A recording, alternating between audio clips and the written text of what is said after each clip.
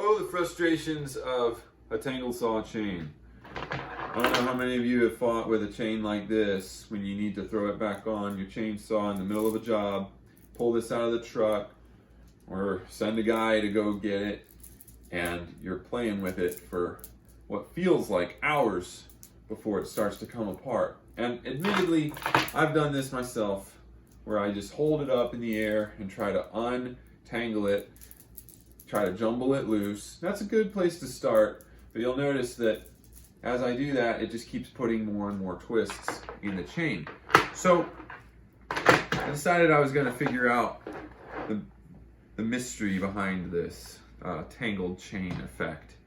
And we're going to shoot a video to help you guys understand it, hopefully, as well. When you untangle saw a chain, you've got two types of problems. And it really can all be boiled down into two categories, really, okay? And they are going to be demonstrated. I've got these two types of problems demonstrated in these smaller chain loops right here. I'm going to demonstrate them, explain them in good detail, and then we'll actually tangle up some 36-inch chains on purpose, and I can prove that this technique works like a charm. Okay. So the two types of problems, what they all boil down to. They either are going to be symmetrical loops that are giving you a problem, or alternating loops that are giving you a problem. So what do I mean by that? Well, symmetrical loops are characterized by these two loops that are like mirror images of each other. You'll notice that this strand, if you will, this strand of chain is going out this way on this side, but over here it's going out that way, and they're both on top. This one's on top of this part, and so is this one on top of this part. So they are symmetrical to each other. They're both on the top of the chain here, of the circle.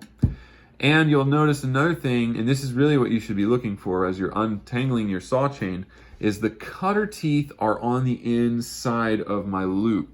Now that is backwards from where I want them to be. I want them to be on the outside of my loop.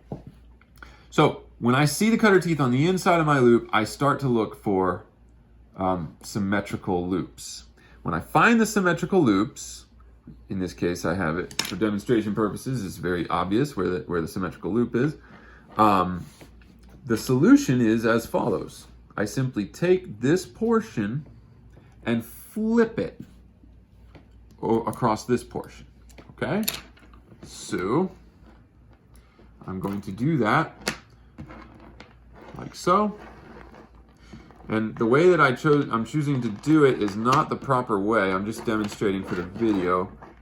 But you gotta be very careful doing it like that, because you can create more tangles as you're going. So that's essentially, that cleared my problem. But let's recreate that and show a better way to dress that up, to prevent the accidental tangles in the process. All right, so we're down to here again. We've got symmetrical loops. Take your loops and pull them until they're about opposite, on opposite sides of the loop, and then it's so easy, you just simply, as you pull the chain, it'll just flip on over. With a longer chain, you may still need to kind of give it a little bit of a flip. Might need to give it a little bit of a flip, but if you pull them opposite each other, then you really can't go wrong. All right, so now keep in mind, not to beat a dead horse, you could have symmetrical loops like this, or you could have symmetrical loops like this. In this case, the strap going between them is on top. If that's the case, then this section needs to go under. Okay, and I'll show that maybe it'll demonstrate as I'm pulling this under that it could create. See how that actually made more tangles?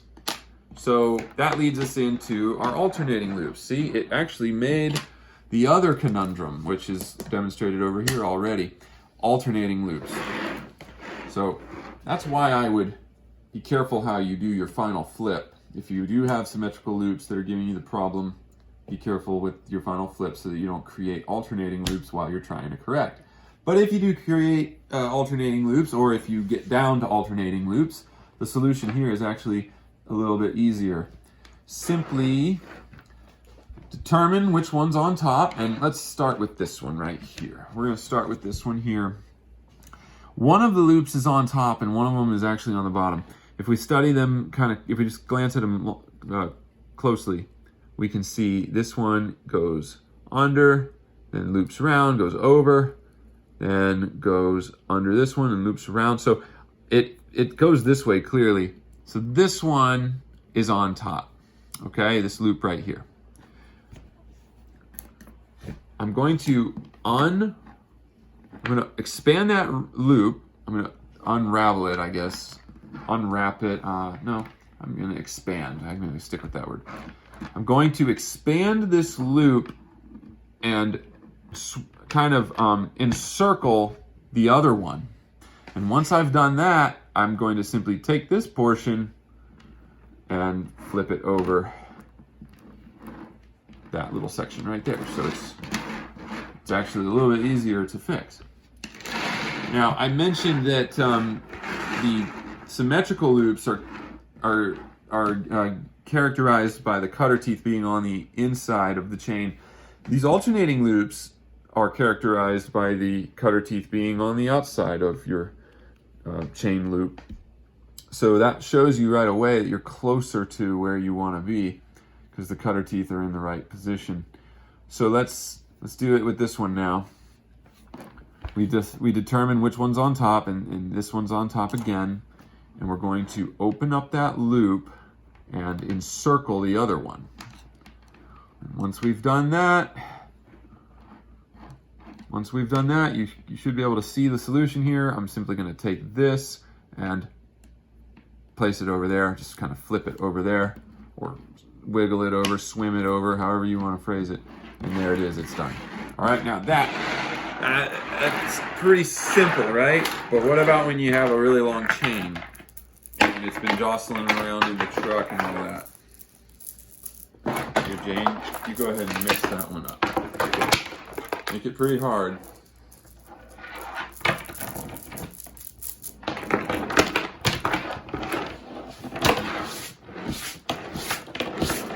I'm sorry this video is running long. Maybe you already saw what you needed to see there to help you out, but I really like helping people have a thorough understanding of these sorts of things. And this is important. Because, hey, you know, it's all about efficiency on a job site. All right, so this is pretty tangled up, pretty bad. First thing I like to do is I try to open up my loop as much as I can. Then I'm going to look and see where my cutter teeth are. My cutter teeth are on the outside. So it looks like I've just got alternating loops is all I need to worry about. But let's go ahead and keep opening this up. All right, now my cutter teeth are on the inside all of a sudden.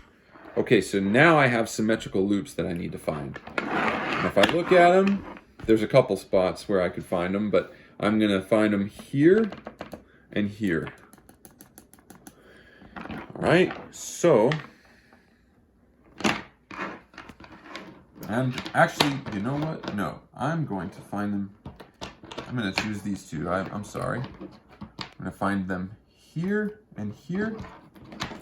So I'm going to take this and flip it right on over. All right, now I'm down to 2 pairs of alternating loops, and I can just simply clear those one at a time. I'm going to work this chain this way a little bit. I'm going to take the top loop of this pair and encircle that one, and then flip it over. And then I'm going to take the top chain on top one on this pair, flip it over, or, I'm sorry, encircle, and then flip this section forward. It's like a 3D puzzle. All right, let's take this one that Jane tangled up for me. Once again, we're going to start by trying to get that loop as open as possible. And I do like to hold it in the air and do that a little bit. I get that loop nice and open so I can have a starting point, okay? Yeah, this one's pretty nasty. All right, there we go. Where are my cutter teeth? My cutter teeth are on the outside. That's what I want. So there shouldn't be any need to like flip it all over. But like, just for the sake of argument, or the sake of demonstration, let's say that I actually got to this point and my cutter teeth are on the inside. All right, so again, I'm gonna look for mirrored loops, or symmetrical loops as I would call them. And 1, 2, here we go. There's 2 right here that I can do. So let's pull them. Let's pull them apart. Get them like, get a little bit of space in between them. And then get a little bit of space on that one. And then take this whole jumble of chain and jump it over this bridge. And try to do it without creating more tangles. There we go. Now we've really cleared it up a lot. All right. Let's get this guy out of here and just isolate this pair of alternating loops. My cutter teeth are on the right side, so I'm good there. I'm not looking for symmetrical loops anymore. And I'm going to encircle the loop that's below the first, I'm going to encircle the loop that's below, and then simply flip it on over, flip this whole section over, just pass it over a little bit.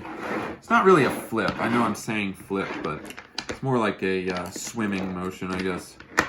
Okay, let's get this pair together here, get them kind of close so that I can see what I need to do here. I like to get my alternating pairs close. All right, which one's on top? This one's on top. So we're going to encircle the other one. Okay, we've encircled it, and I can see that this part needs to pass over this bridge right here. So we're gonna simply take that and pass. And that now has cleared the chain. All right, that's the secret. No matter how long the chain is, no matter how badly tangled it is, you can work him down to those 2 problems, and those are the 2 solutions. Thanks for watching.